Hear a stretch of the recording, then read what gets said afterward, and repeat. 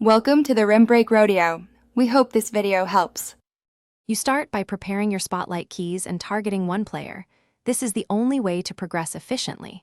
Open events, select Spotlight, then confirm which player card you want.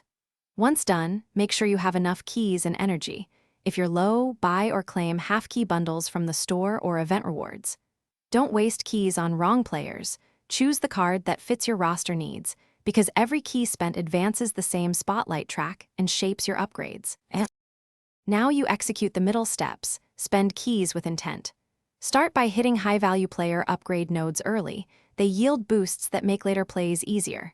Next, pick coin and collectible nodes that unlock further progression or trade-ins. Once done, monitor node costs and save 5 and 10 key nodes for moments when you can afford big jumps.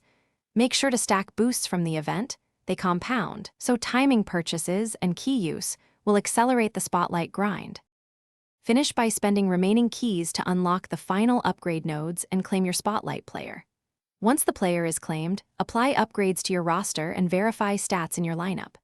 If things go wrong, like missing keys or stuck progress, first check daily login rewards, promo packs, and ongoing live events for keys, then restart the app and clear cache.